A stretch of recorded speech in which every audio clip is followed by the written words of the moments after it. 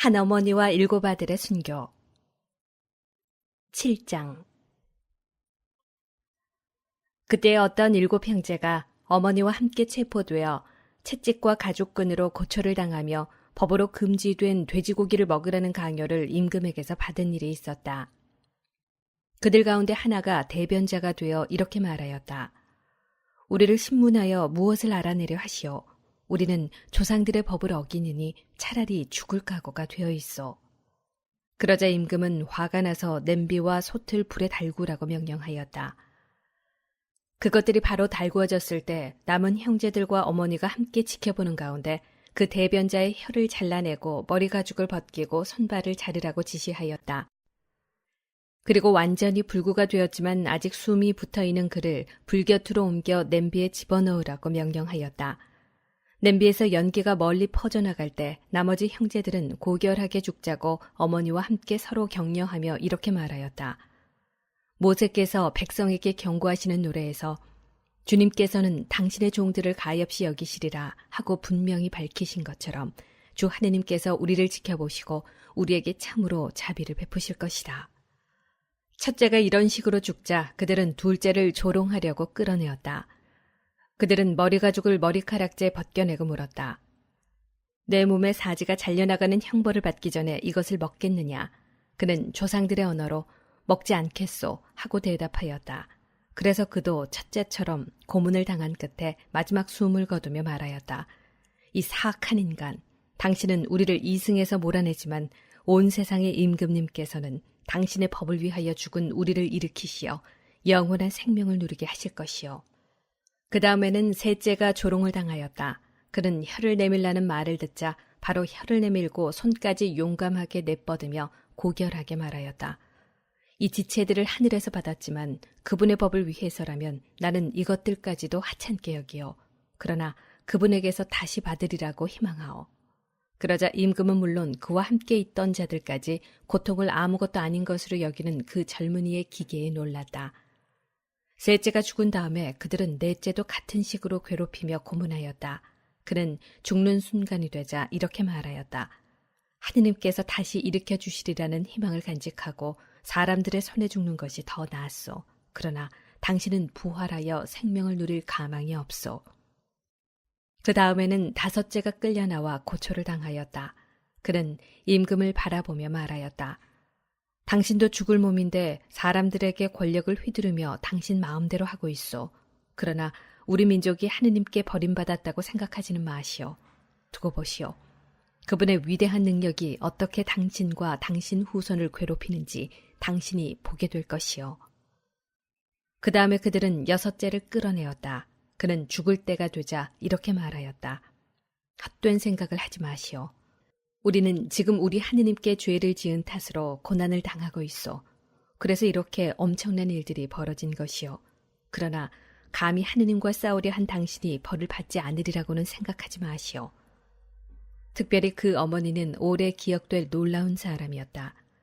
그는 일곱 아들이 단 하루에 죽어가는 것을 지켜보면서도 주님께 희망을 두고 있었기 때문에 용감하게 견뎌냈다. 그는 조상들의 언어로 아들 하나하나를 격려하였다. 고결한 정신으로 가득 찬 그는 여자다운 생각을 남자다운 용기로 북돋우며 그들에게 말하였다. 너희가 어떻게 내 뱃속에 생기게 되었는지 나는 모른다. 너희에게 목숨과 생명을 준 것은 내가 아니며 너희 몸의 각 부분을 제자리에 붙여준 것도 내가 아니다. 그러므로 사람이 생겨날 때 그를 빚어내시고 만물이 생겨날 때 그것을 마련해내신 온 세상의 창조주께서 자비로이 너희에게 목숨과 생명을 다시 주실 것이다. 너희가 지금 그분의 법을 위하여 너희 자신을 하찮게 여겼기 때문이다. 안티오코스는 자기가 무시당하였다고 생각하며 그 여자의 말투가 자기를 비난하는 것이 아닌가 하고 의심스러워하였다. 막내 아들은 아직 살아있었다. 임금은 그에게 조상들의 관습에서 돌아서기만 하면 부자로 만들어주고 행복하게 해주며 벗으로 삼고 관지까지 주겠다고 하면서 말로 타이를 뿐만 아니라 약속하며 맹세까지 하였다. 그러나 그 젊은이는 전혀 귀를 기울이지 않았다. 그래서 임금은 그 어머니를 가까이 불러 소년에게 충고하여 목숨을 구하게 하라고 강권하였다. 임금이 줄기차게 강권하자 어머니는 아들을 설득해보겠다고 하였다. 그러나 어머니는 아들에게 몸을 기울이고 그 잔인한 폭군을 비웃으며 조상들의 언어로 이렇게 말하였다. 아들아, 나를 불쌍히 여겨다오. 나는 9달 동안 너를 뱃속에 품고 다녔고 너에게 3해 동안 젖을 먹였으며 내가 이 나이에 이르도록 기르고 키우고 보살펴왔다. 얘야, 너에게 당부한다. 하늘과 땅을 바라보고 그 안에 있는 모든 것을 살펴보아라. 그리고 하느님께서 이미 있는 것에서 그것들을 만들지 않으셨음을 깨달아라. 사람들이 생겨난 것도 마찬가지다. 이 박해자를 두려워하지 말고 형들에게 부끄럽지 않게 죽음을 받아들여라. 그래야 내가 그분의 자비로 내 형들과 함께 너를 다시 맞이하게 될 것이다. 어머니가 말을 마치기도 전에 젊은이가 말하였다. 당신들은 무엇을 기다리는 것이요? 나는 임금의 명령에 복종하지 않겠소. 모세를 통하여 우리 조상들에게 주어진 법에만 순종할 뿐이요. 히브리인들을 거슬러 온갖 불행을 꾸며낸 당신은 결코 하느님의 손에서 벗어나지 못할 것이요. 우리는 우리의 죄 때문에 고난을 당하고 있어. 살아계신 주님께서는 꾸짖고 가르치시려고 우리에게 잠시 화를 내시지만 당신의 종들과 다시 화해하실 것이요. 그러나 당신은 악랄하고 모든 사람 가운데 가장 더러운 자요. 그러니 하늘의 자녀들을 치려고 손을 들고 헛된 희망에 부풀어 공연히 우쭐대지 마시오. 당신은 모든 것을 지켜보시는 전능하신 하느님의 심판에서 벗어난 것이 아니오. 우리 형제들은 잠시 고통을 겪고 나서 하느님의 계약 덕분에 영원한 생명을 누리게 되었소. 그러나 당신은 주님의 심판을 받아 그 교만에 마땅한 벌을 짊어질 것이요. 나는 형들과 마찬가지로 조상들의 법을 위하여 몸도 목숨도 내놓았소. 그러면서 하느님께서 우리 민족에게는 어서 자비를 베푸시고 당신에게는 시련과 재앙을 내리시어 그분만이 하느님이심을 고백하게 해주시기를 간청하오. 또한 우리 온 민족에게 정당하게 내렸던 전능하신 분의 분노가 나와 내 형제들을 통하여 끝나기를 간청하고 있어. 화가 치밀어 오른 임금은 다른 어느 형제보다 그를 더 지독하게 다루었다. 모욕에 찬 그의 말에 격분하였던 것이다. 그리하여 그는 주님을 온전히 신뢰하며 더럽혀지지 않은 채 죽어갔다. 마지막으로 그 어머니도 아들들의 뒤를 이어 죽었다. 이교 제사를 거부한 이야기와 극심한 고문에 관한 이야기는 여기에서 마치기로 하자.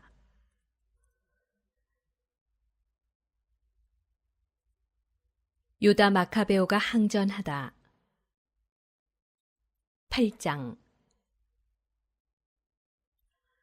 마카베오라고 하는 유다와 그의 동지들은 여러 마을에 몰래 들어가 친족들을 불러내고 유다교에 충실하게 살아온 이들을 소집하여 6,000명가량 모았다. 그들은 모든 사람에게 억압당하는 이 백성을 굽어보시고 사악한 사람들에게 더럽혀진 성전을 가엾이 여겨주십사고 주님께 간청하였다. 또한 파괴되어 거의 무너져가는 이 도성에 자비를 베푸시고 죽은 이들의 피가 당신께 하소연하는 소리를 들어주시며 무죄한 아기들이 당한 무도한 학살과 당신의 이름이 받은 모독을 기억하시고 악에 대한 당신의 혐오감을 드러내시기를 간청하였다. 마카베오가 군대를 조직하자마자 이 민족들이 그를 당해내지 못하게 되었으니 백성에 대한 주님의 분노가 자비로 바뀐 것이다. 그는 성읍과 마을들을 급습하여 불을 지르고 요충지들을 차지하였으며 적지 않은 적군을 폐주시켰다. 그러한 공격에는 가장 유리한 밤을 이용하였다. 그리하여 그의 용맹에 관한 소문이 사방으로 퍼져나갔다. 니카노르와 고르기아스를 물리치다. 마카베오가 조금씩 기반을 확보하고 더욱 자주 성공을 거두며 세력을 넓혀가는 것을 보고 필리포스는 코일레 시리아와 페니키아의 총독인 프톨레마이오스에게 편지를 써서 임금의 일을 도우러 와달라고 하였다.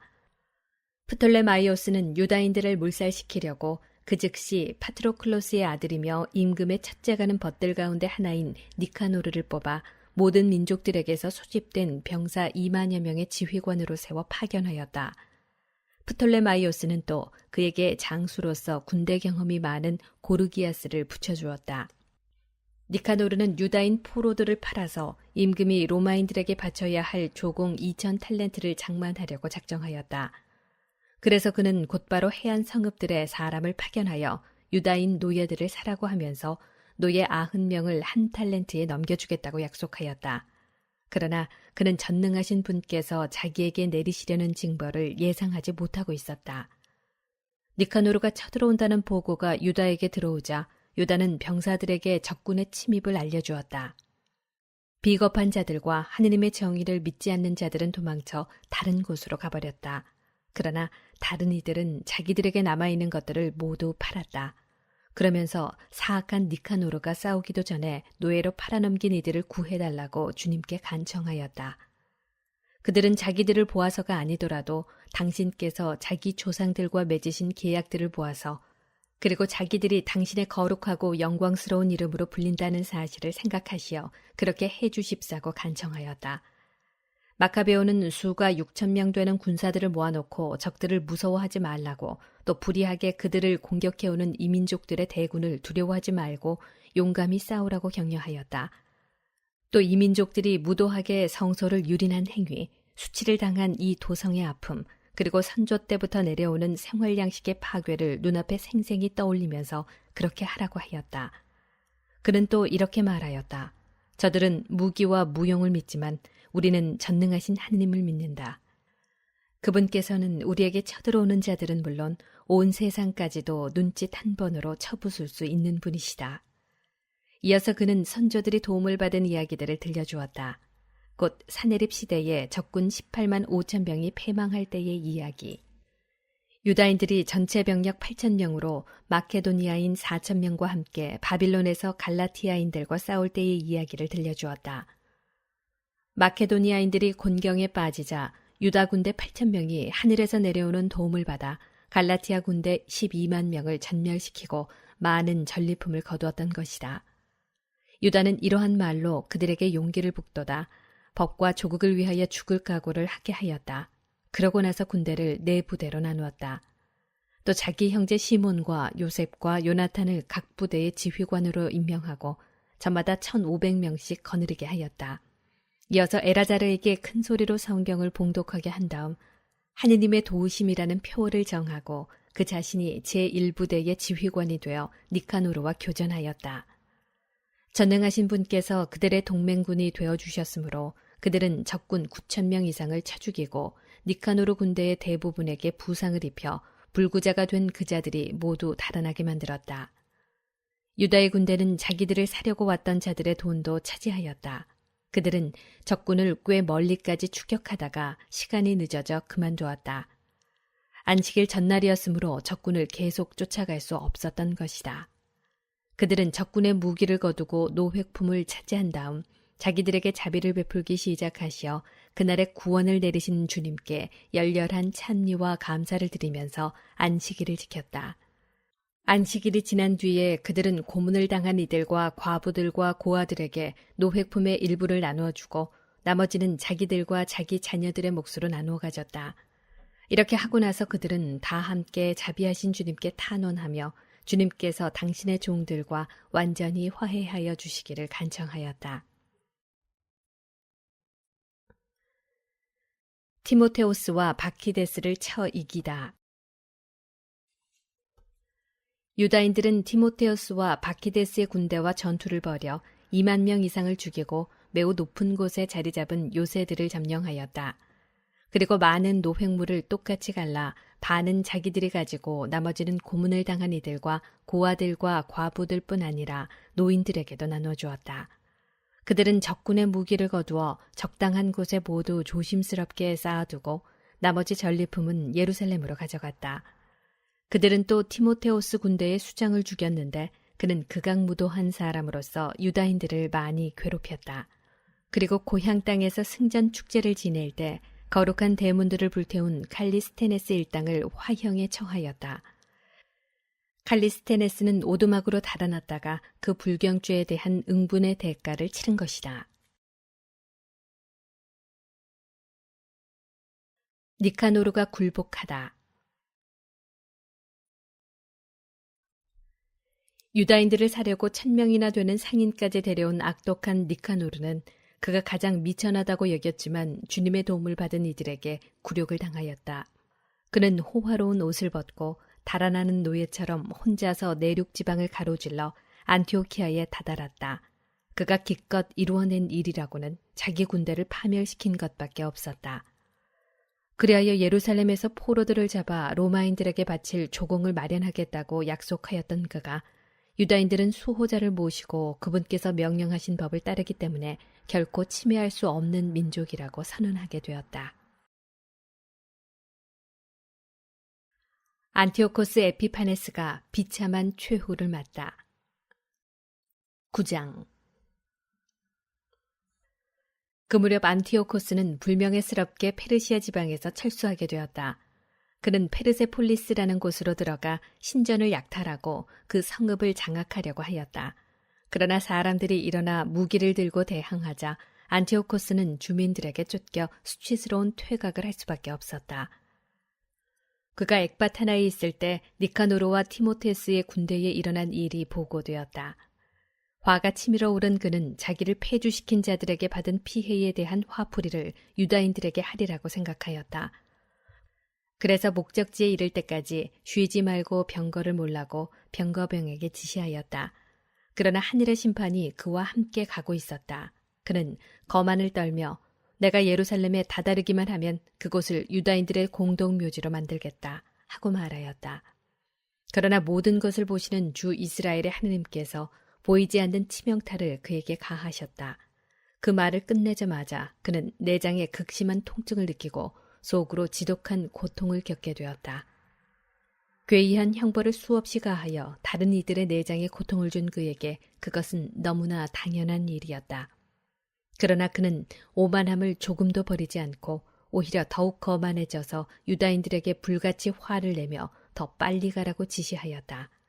그러다가 내달리는 병거에서 떨어지고 말았다.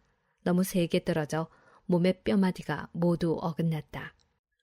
조금 전까지 초인적 교만으로 바다 물결에 명령할 수 있다고 여기고 산들의 높이를 잴 수 있다고 생각하던 그가 이제는 땅바닥에 떨어져 들것에 실려가게 되었다. 그리하여 하느님의 능력이 모든 이에게 밝히 드러나게 되었다. 이 사악한 자의 눈에서는 구더기들이 기어나오고 극심한 고통 속에서도 살아있기는 하지만 살은 썩어 문드러져 갔다. 그 썩는 냄새가 온 군대를 참을 수 없게 만들었다. 얼마 전까지만 해도 하늘의 별까지 딸 수 있다고 여기던 그였지만 이제는 냄새 때문에 아무도 그를 옮길 수조차 없게 된 것이다. 마침내 기가 꺾인 그는 거만함을 거의 다 버리고 하느님의 채찍질로 점점 심해지는 고통 속에서 깨달음을 얻기 시작하였다. 자기도 제 몸에서 나는 냄새를 더 이상 견딜 수 없게 되자 이렇게 말하였다. 하느님께 복종하는 것이 옳은 일이다.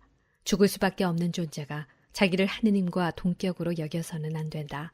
그리고 그 더러운 자는 자기에게 자비를 베푸실 리 없는 주님께 맹세하며 자기가 빨리 가서 무너뜨려 공동묘지로 만들어버리겠다고 한 거룩한 도성에 자유를 선포하고 묻어줄 가치조차 없다고 여겨 아이들과 함께 들짐승과 새들의 먹이로 던져버리겠다고 하던 유다인들을 모두 아테네인들과 똑같이 대우하고 전에 자기가 노략질하였던 거룩한 성전은 가장 좋은 예물로 꾸미고 모든 거룩한 기물을 몇 곱절로 되돌려주며 희생제물을 마련하는 비용을 자기 수입에서 지불하고 그뿐만 아니라 자신도 유다인이 되어 사람이 사는 곳이면 어디나 가서 하느님의 권능을 선포하겠다고 하였다.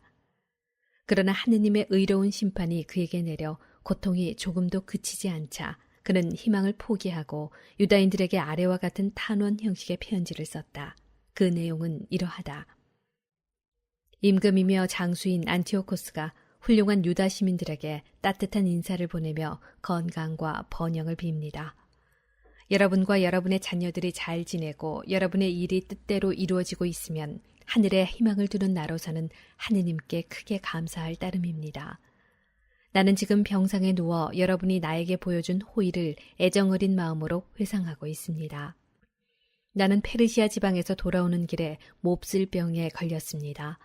그래서 나는 모든 일을 위한 공공의 안전을 생각해야 할 필요를 느꼈습니다. 나는 이 병에서 회복되리라는 큰 희망을 가지고 있기 때문에 나의 처지에 절망하지 않습니다. 나는 부왕께서 저 위쪽 지방으로 원정을 가실 때에 후계자를 지명하시는 것을 보았습니다. 그것은 예기치 못한 사태가 일어나거나 불길한 소식이 전해졌을 때 나라의 백성들이 누구에게 국사가 맡겨졌는지를 알고서 동요하지 않게 하려는 것이었습니다.